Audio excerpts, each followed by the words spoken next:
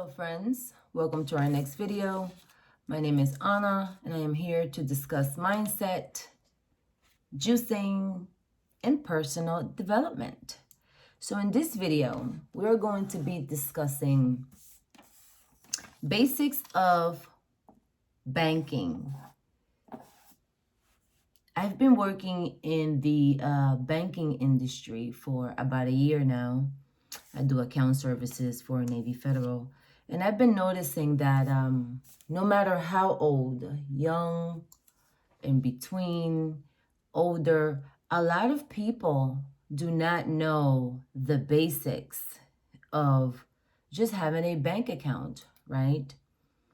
In our school system, we already know that we are not taught about banking, and we are expected all the time, or we are expected as we get older to have bank accounts, right?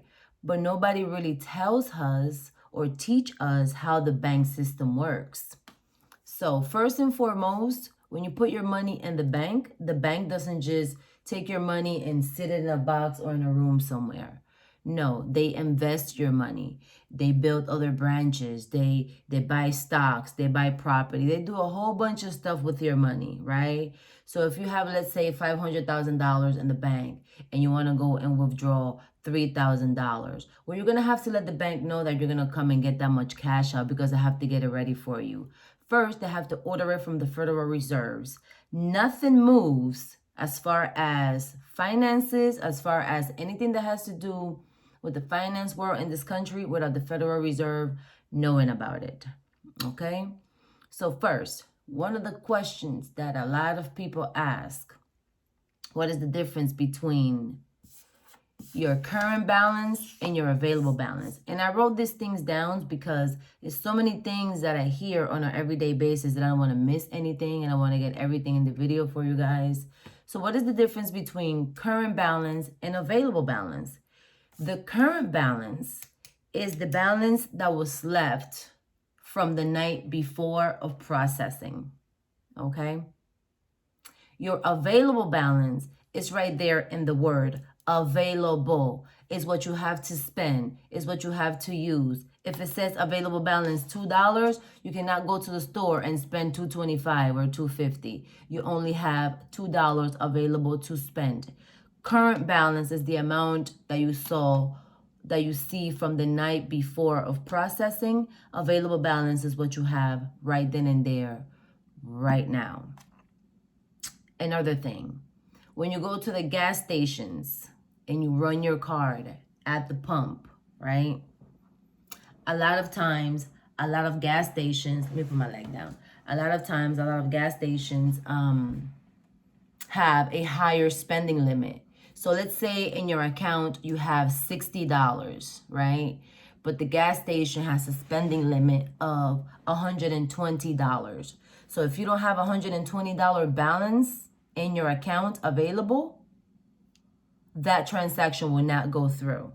You will have to go inside to the attendant and tell the attendant, hey, I want to put $20 in my bank, in my gas tank. So they have to manually type in the $20 because the pump is going to reject it because you don't meet the criteria of the limit that they have set. Most gas stations have $1.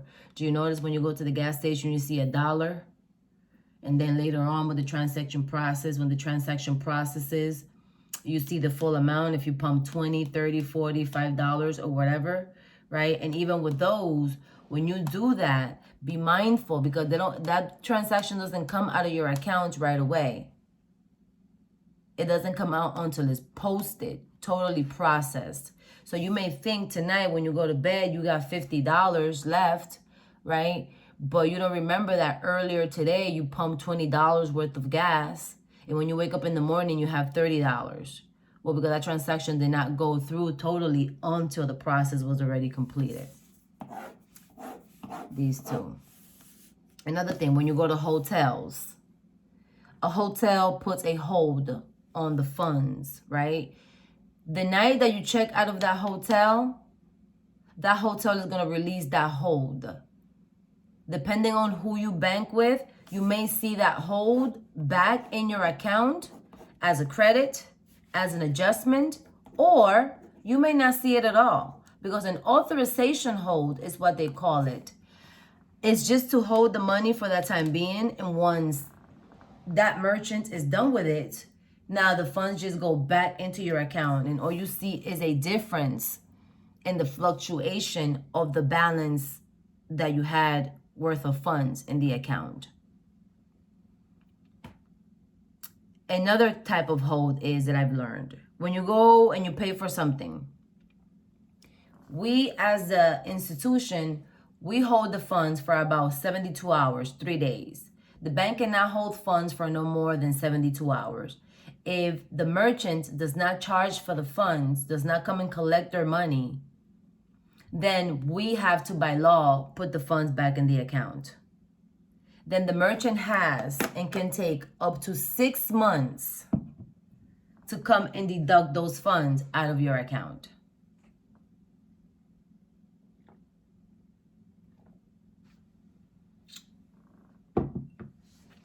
Okay, a merchant has 6 months they can take to deduct funds out of your account, okay?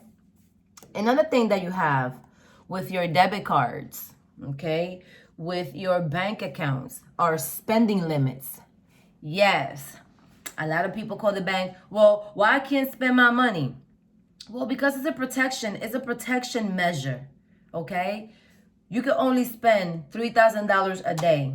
It's a protection measure. So if a person, you lose your card and somebody finds your card and now they're able to spend your whole entire 100,000 that you have in your account, right? It would have been better if they were capped at 3,000 instead of them stealing your 70,000 out of your 100,000, right? And then you don't lose no money, and we as the institution, we don't lose no money, because we have to honor those funds if it wasn't you, right? You're protected by 250,000. So therefore, spending limits are necessary. You can always call your institution and get your daily spending limits increased. Our institution only does 25,000 per day. That's the max. Check with your institution. You have something called automated clearinghouse. It's a transaction in which you pay using your account number and routing number. This is the biggest thing for people, and this is the biggest part over here. An ACH transaction, when you pay your bills with an account number and a routing number, that transaction may take a day to 3 days to deduct from the account. Just because you think you hit send and it says your payment has been received, that doesn't mean with an ACH that they have received the actual payment.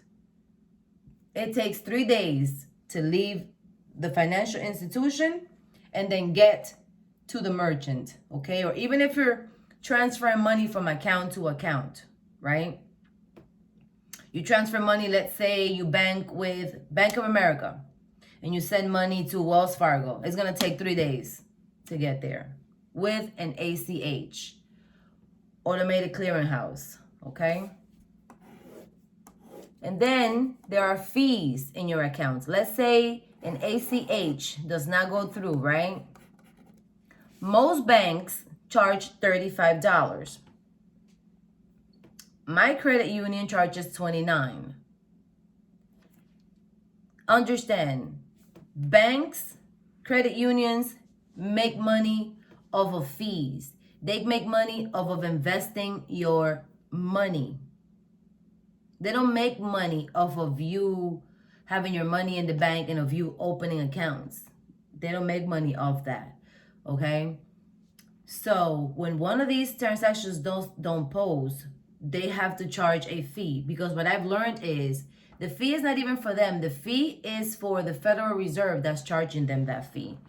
So when the transaction doesn't go through, the financial institution just puts the responsibility on you and say, hey, you pay for this. Since you want to be irresponsible with your finances and you don't have the money in there or whatever is going on in your life right now, right? Because sometimes we're going through things, not so much that we're being irresponsible, right?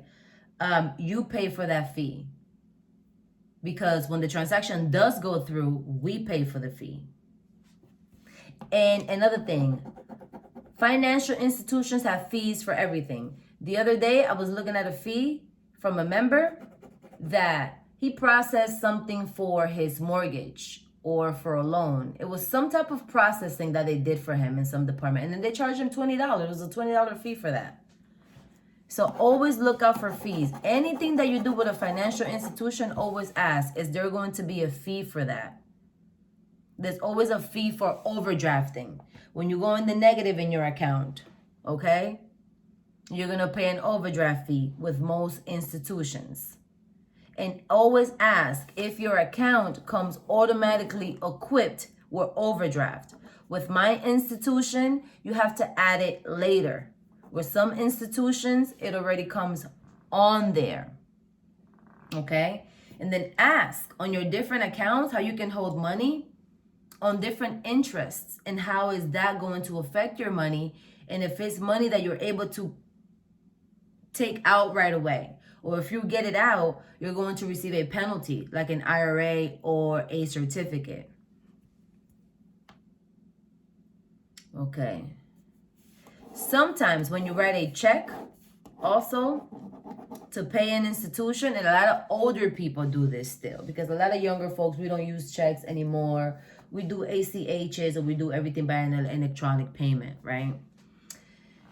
So with them, sometimes a lot of institutions, they go and instead of using that check, because it's type of an outdated method, they convert the check into an ACH, which becomes an electronic transaction, right? And again, ACH, 1 to 3 business days. Okay? So I believe I covered everything. I hope this information is helpful to you when you are out there. If you have a bank, or if you're going to search for a bank, ask questions. Okay, a lot of the questions that you have, a lot of other people have them too. And you know, the financial institution is not really designed to really help you. You know, it's really designed to take your money and invest it, you know. But again, since we're going to have to use these institutions, it's better for us to be better prepared with our own knowledge, you know, because again, we didn't get this taught in school. So if you like this type of information, you know, leave me a comment. I'm going to put the links to my books in the detailed comment section.